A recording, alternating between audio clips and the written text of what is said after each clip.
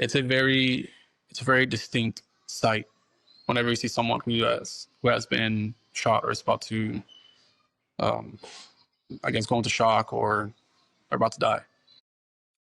Like they just look different. It looks like there's nobody there.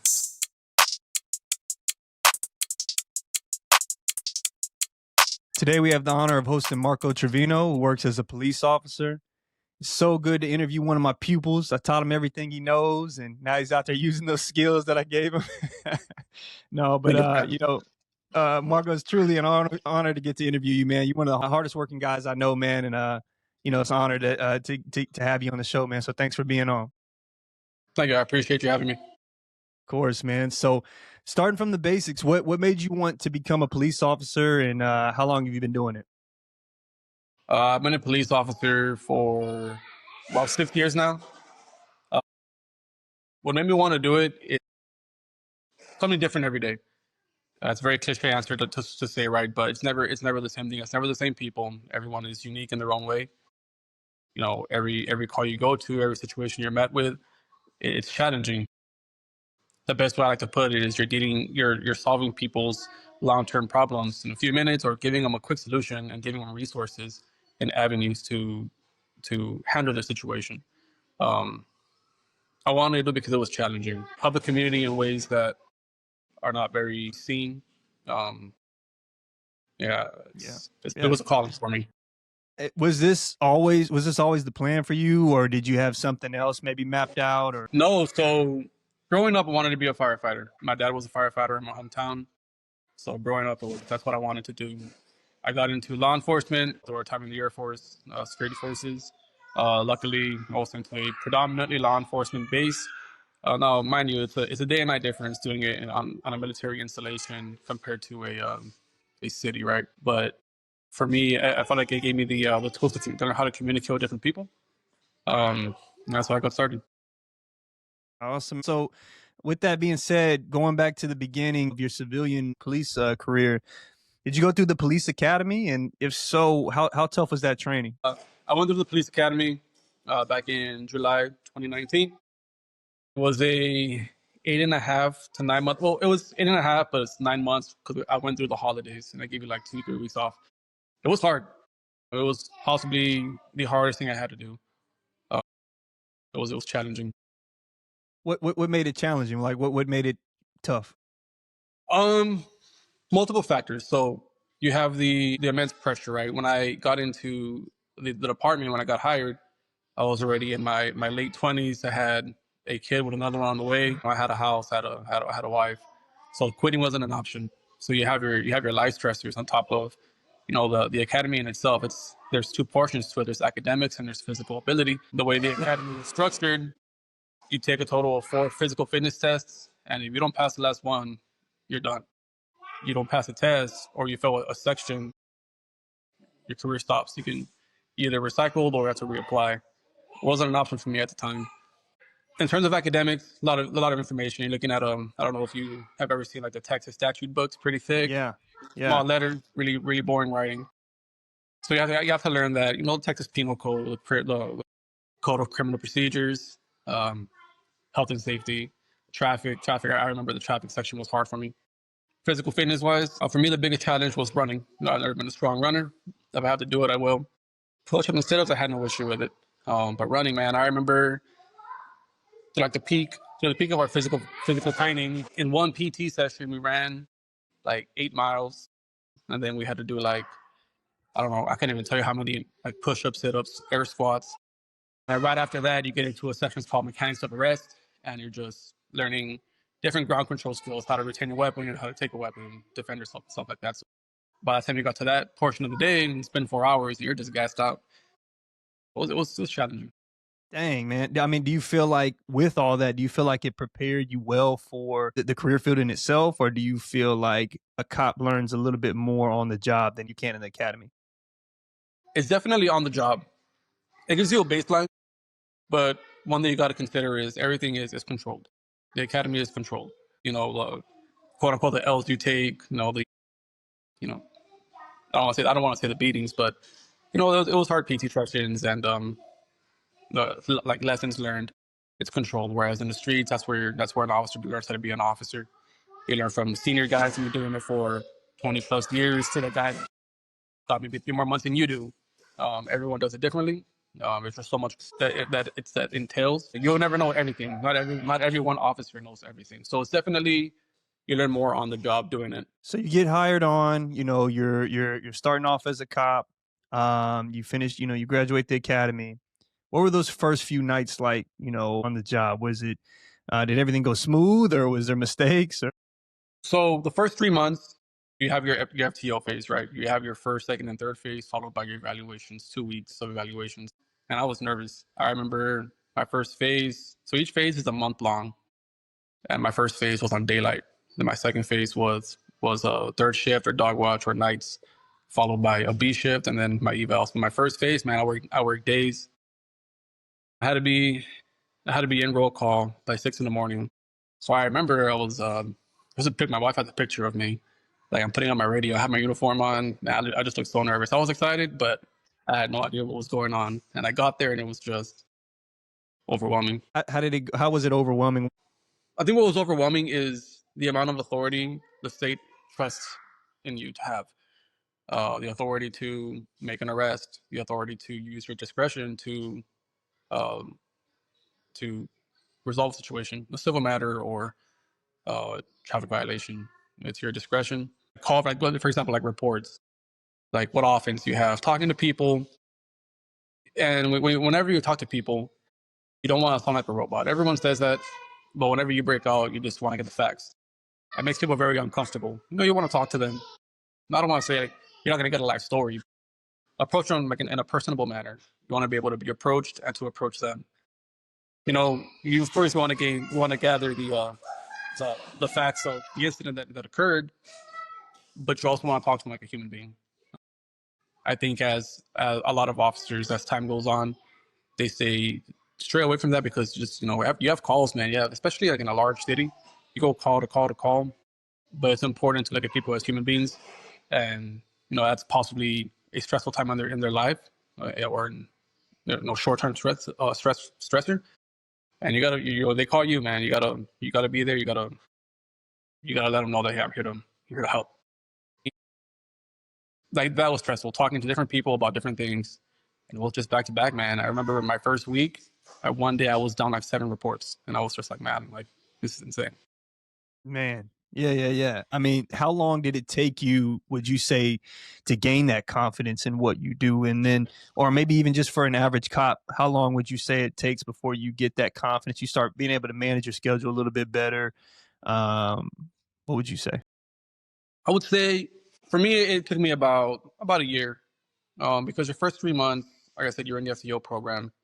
You're learning, you're teaching you. It becomes real stressful whenever you hit that day one by yourself. You're a solo officer. That's all you, man. You know, you're the one making decisions. You got to rely on your tactics. You got to rely on your communication skills, on your knowledge of the procedure. So for me, it took me about a year. And also, if you're working in the city that you move to, you're also learning the streets and that. So yeah, for me, on average, it takes people about, I would say, about a year to get comfortable doing the job. So how does that career ladder look like in as a civilian cop? I mean, you're starting off, you said in the FTO phase.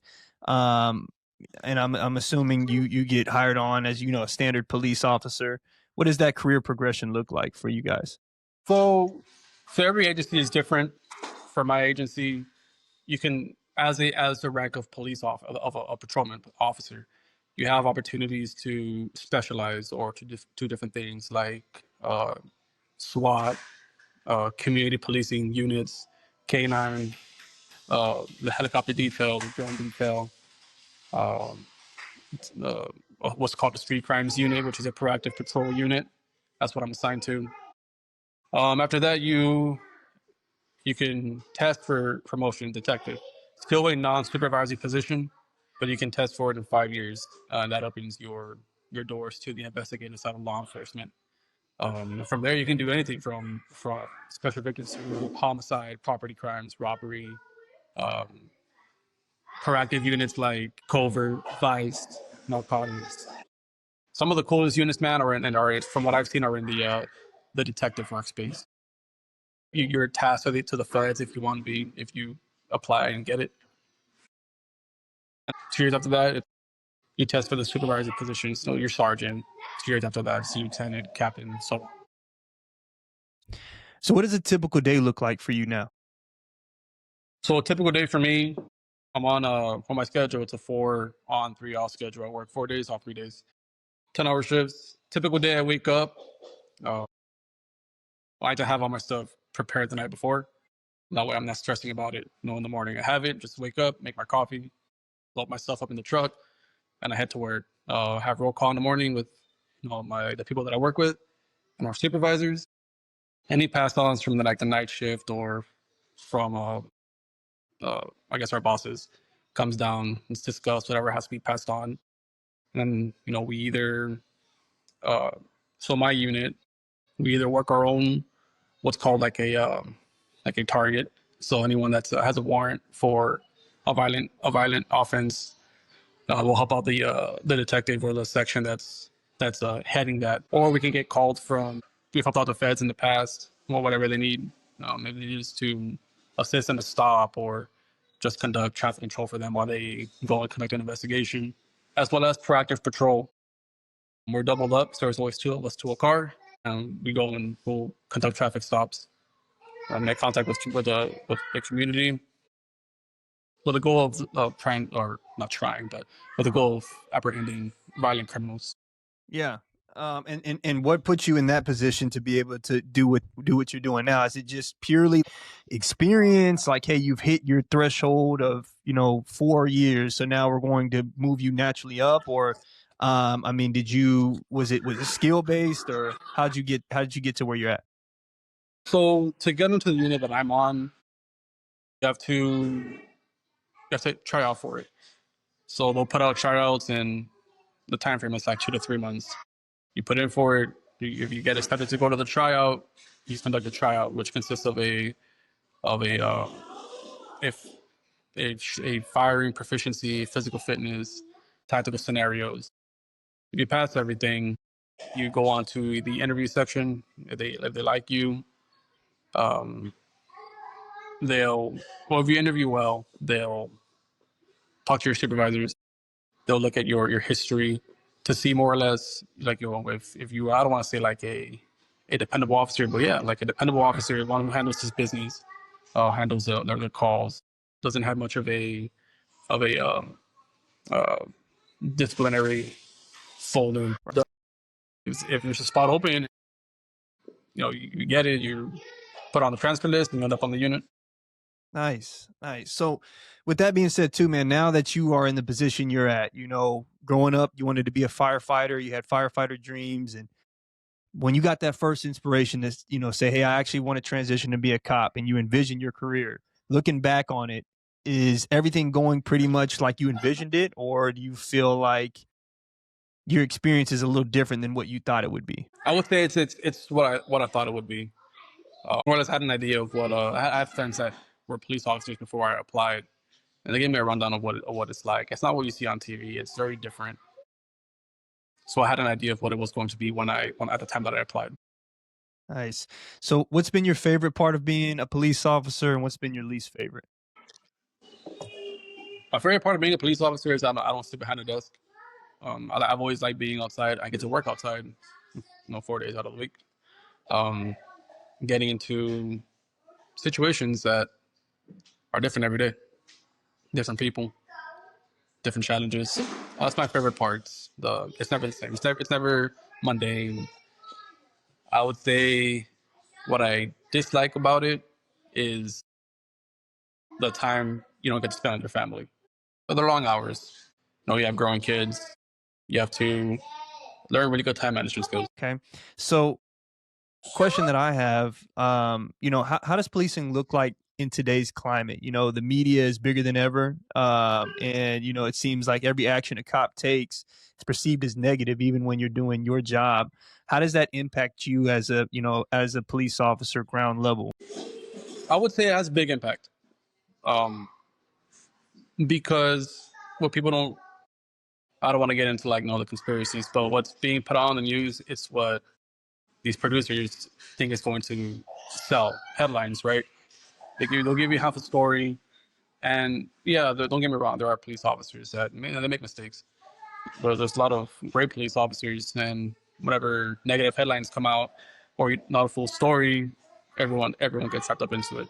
And I think it's very important that if you're going to be a police officer, you got to conduct yourself in a professional manner, no matter what. Keep your emotions in check. Take care of business. If you have to question any decision you're about to make, it's probably best that you don't do it. So how it affects us or me as a police officer, I feel like there's times where there may be a little bit of distrust from the community. But that's until you talk to them like, hey, listen, that's not here or there. I'm here to assist you. And you can see them calm down a little bit or let that guard down a little bit and trust you for what they called you to do.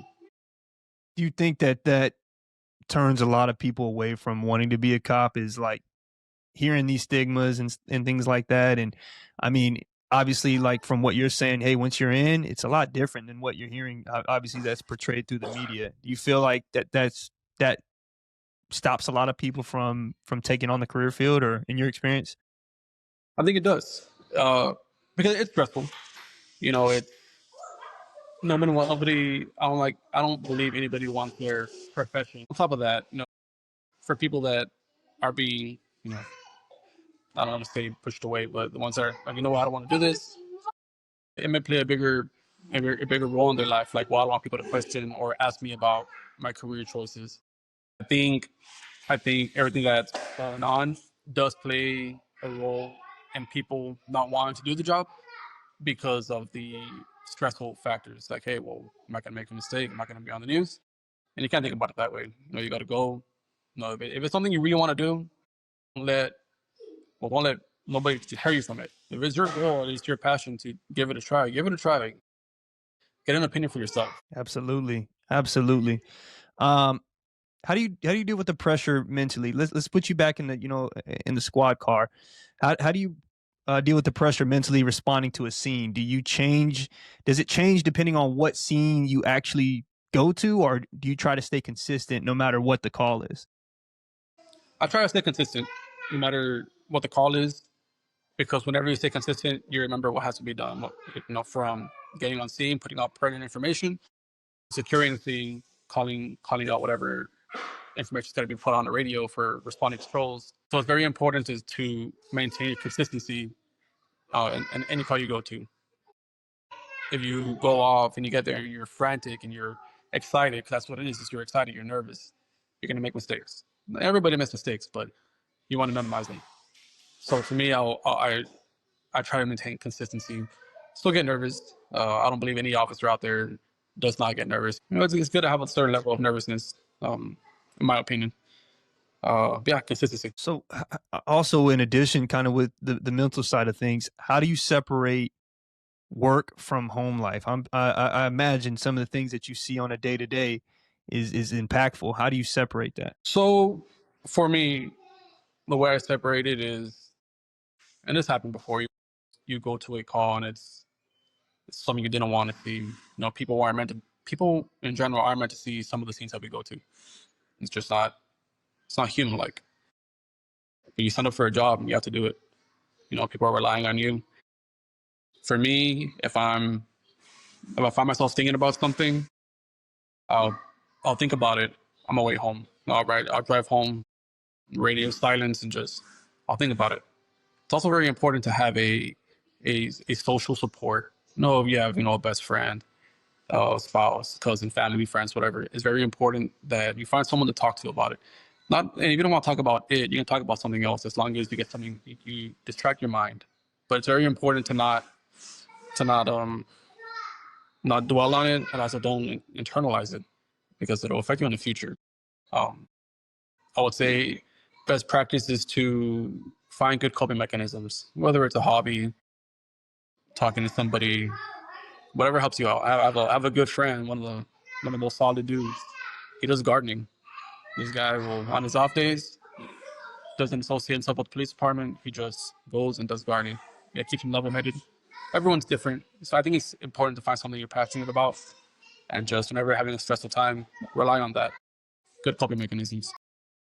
Awesome, man. And currently, for getting back to the average cop, do you feel like there's a lot of downtime with the job, or do you feel as though you are constantly working? Every day is different. There's days where you feel like, man, that never stopped. That went by quick. And there's other times where you're like, man, this day cannot end any sooner. Like I'm ready to go. It's all dependent on the follow of the day. Transition to the subject of money. Starting off, obviously this is subjective to where you police at, but just standard. Starting off, how much can someone expect to make versus maybe a top tier earner with experience, certification, so on and so forth? I think on average for the area, starting out in the academy, you're looking at maybe 55K. That's about between 50 to 65 is about the average range for a starting police officer or a cadet in the academy. Many departments throughout the nation have this thing called a lateral program. So if you lateral into another agency within the same state, you don't got to get another license. Out of state, you do, but they'll offer, a higher pay rate if you're a lateral officer because you have that experience, and that's all based on the years of service that you have, years of experience. So it's not uncommon for someone that has 3 to 5 or 5 to 7 years on the beginner officer to have like a 7,000 pay bump. Wow. So, compared to the top tier earners, and then to go in with the top tier earners, what qualities makes a cop stand out over their peers so they can start becoming one of those top tier earners? Is it purely just years and experience, or is there any qualities, things you can acquire? So for anyone that's looking into taking on law enforcement as a career, and it's very important to look at what money you're going to be earning. Right? It's an important part of life. I would recommend that they go onto the agency website and look under pay and benefits because every agency offers a different pay scale for different certifications or education. For example, agencies in Texas will pay you if you're bilingual or if you know a language other than Spanish. Agencies will pay you to have an associate's degree, a master's, and a bachelor's. They'll pay you for years of service. They'll pay you for your license. For example, whenever you graduate the academy, you start off with a basic peace officer license. 2 years from there, you can go on to an intermediate. 3 years from the intermediate, or if you have a bachelor's degree, you can get your advanced peace officer license, which gives you more money. Certifications as well. For example, if you are an officer belonging to the SOU, Special Operations Unit, so your SWAT, K9, hostage negotiations. A lot of agencies offer on-call pay, so if you're on call for that time frame, wherever you're on call from, they'll pay you to be on call, whether you get a call or not. So what about physical qualities or the personality qualities that you see in in what you would say a cop that you maybe look up to or you wanted to be or maybe that you embody? A good quality to have is, honestly, I would say it's level-headedness, maturity. Best way to put this, maturity. Everyone that does this job for the most part is a type A individual. It's very important to maintain level-headedness. We'll be mature. Like, yes, there's going to be people that challenge your authority. There's going to be people that don't like what you're telling them. They're not going to like what they're telling you. The most, from in my experience, the officers that I look up to the most, and I learn from the most, are the ones that can take any of those situations, like, and understand. Hey, you know what? It's not personal. This person is just having a bad, and they maintain that maturity, that level-headedness throughout the entire call. Those are the ones I look up to. Those are the ones that will guide you in the right direction and will prevent you from getting in trouble instead of someone that's going to escalate a call that does not have to be escalated. Now, on the same subject, is there a person or maybe like a personality trait you wouldn't recommend, take on being a police officer, or do you feel like anyone can be a cop? There's not so much a negative personality trait. There's police officers, they're all different. You have athletes, you have people that were not athletic, you have people that were in the band, people that were in swimming, people that were in the big club, people that played, that no, I guess, extracurricular activity. They're all different. Mm. So not so much. Oh, there's not a trait per se that if I had to pick one, and it would be lack of integrity. Lack of Why? integrity is Why? someone that because those are the officers that will get you in trouble. Someone that knows what they're supposed to be doing and still does not do it, or strays away from the standard operating procedure. They know they're going to get you in trouble. They know they're going to get themselves in trouble. So I would say those people are the ones that I would stay away from. Interesting. So getting down to you personally, what's the craziest or most memorable specific story that you've experienced so far as being a cop, whether that be positive or negative? So there's both. There's positive and negative. The most positive experience that I've had as before getting onto the unit that I'm in right now, I myself I was an FTO. I trained new officers how to be officers. Three different phases. I started off teaching phase 2 and 3, where they're a little bit more, I don't want to say advanced, but they're a little bit more comfortable doing the job. And I ended doing phase 1, where it's a brand new officer. You got to tell them, what to do, when to do it, how to do it. I found a lot of fulfillment in that. Taking someone who you see, because you're an experienced officer by the time you do this, who has no experience and they're nervous. You can tell they're nervous, and just repetition and guidance, and you see them develop into the officer you want them to be, or where they have to be throughout that phase that they're in. To me, that was the most fulfilling um, in the career thus far.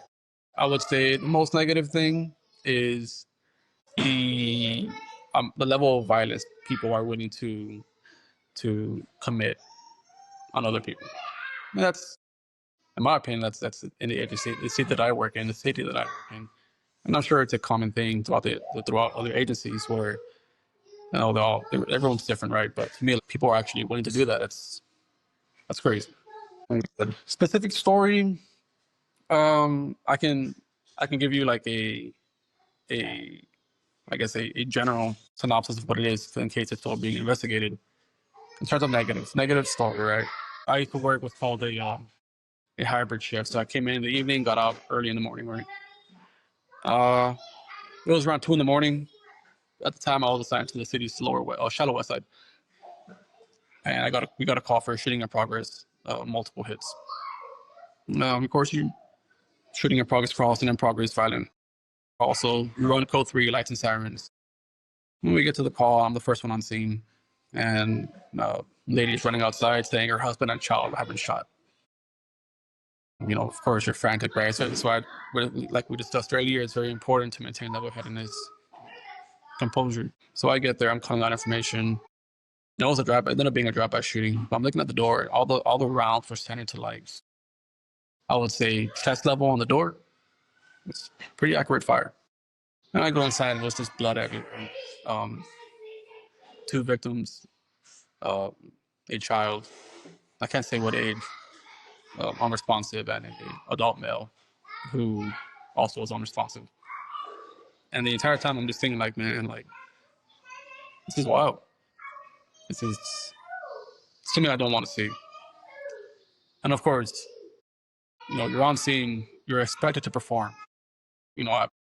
Every officer that I know is given like a medical kit, right? So I run back to my car, I glove up, get my medical kit, run back inside, and I start. Like I'm looking at priority. What takes priority? To me, it was the child. So child shot 2 times. And I remember I just started packing child's wounds, and I remember seeing there was no life. It's a very distinct sight whenever you see someone who has been shot or is about to, um, I guess, go into shock or are about to die. Like they just look different.